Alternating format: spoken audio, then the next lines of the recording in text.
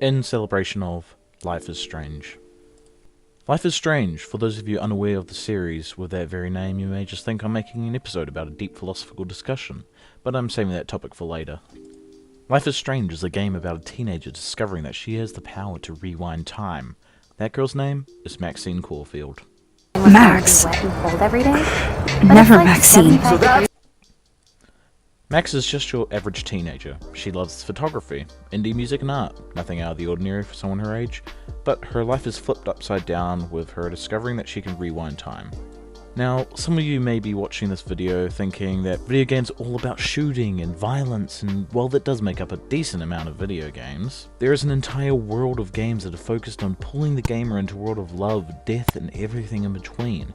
Games that aim to pull a viewer into a new world, and introducing them to characters that will leave an impact on them for days or even weeks after finishing the game.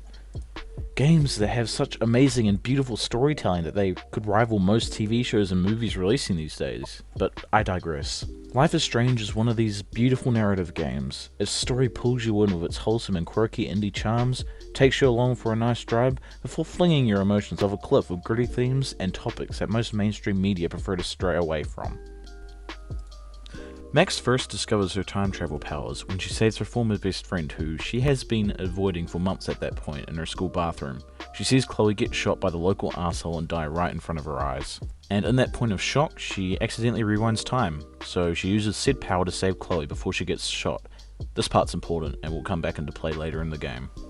Now, from this point onwards, I will begin into slight spoiler territory. I will not be spoiling any big plot points, but if you're interested in going into this game mostly blind, I would highly recommend turning off this video.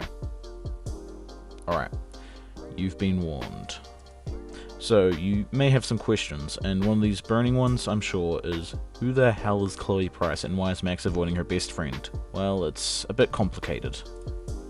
Max and Chloe used to be best friends when they were younger, but Max's family moved away shortly after Chloe's father passed away, leaving Chloe with pretty much nothing. After Max moves, she does attempt to stay in contact with Chloe for a few weeks, but eventually she just gives up, and goes to her best friend for years. Many years later, Max is offered a scholarship to the prestigious art school, Blackwell Academy, which also happens to be in her old hometown. She's obviously extremely excited about the prospect of going to Blackwell Academy, but the idea of having to face Chloe after leaving her to herself after such a tragedy happens is pretty heavy on Max, as she feels consumed by the guilt of not being a good friend. Now, you may be thinking, geez, Max sounds like a real asshole, and well, you're not wrong, but the reasons why Max ghosted Chloe are explored in the game later on.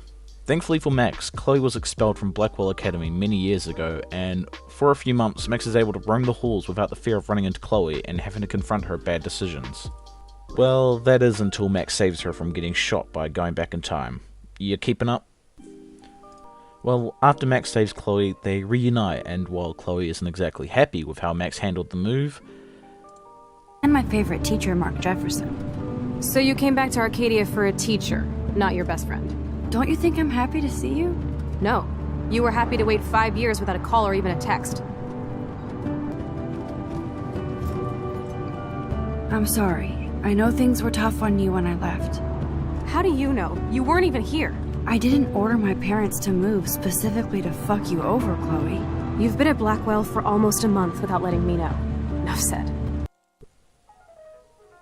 They are both happy to be together again, even with said awkwardness. The first episode of this game really soothes you into Arcadia Bay, slowly introducing you to the many faces of both Blackwell Academy and Arcadia Bay as a whole. But as the game goes on, the game gets a whole lot less happy and a whole lot more dark. Slowly throughout the game, you uncover a gigantic mystery surrounding the town, including murder, rape, drugs, and a missing girl named Rachel Amber, Chloe's best and only friend after Max left her. So, if you couldn't tell already, Chloe Price is really dealing with some fucked up shit in her life at that point. Her dad dies, her best friend moves away on the day of the funeral, and then her one and only friend after Max leaves has gone missing. Due to all this horrible shit happening to Chloe, she begins to be a wee bit, cynical, I guess you could say. She's rude, blunt, and doesn't give a shit about anything but finding Rachel.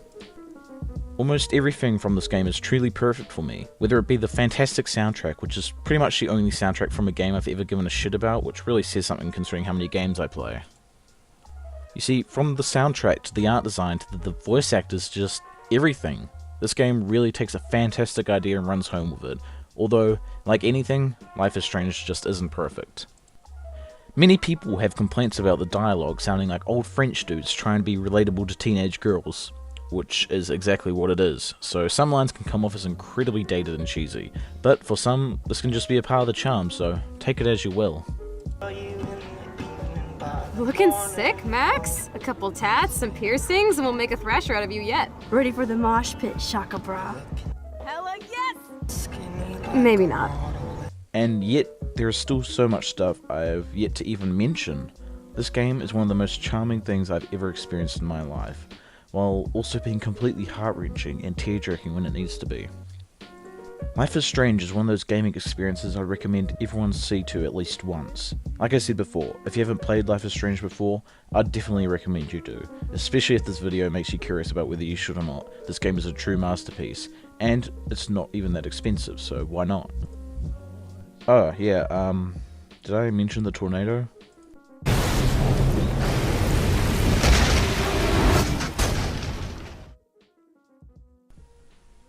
Hey guys, it's Brock here. I just want to say thank you so much for watching this. I put a lot of effort into this video, a lot more than the last one, that's for sure. And this is my first episode of the new series I'm doing called In Celebration Of, where I'm going to be talking about certain forms of media, whether it be movies, TV shows, music, anything really, that I believe just really need to be put out there more and really need more attention. Once again, thank you guys so much for watching, and I hope you guys have a good day. Thank you.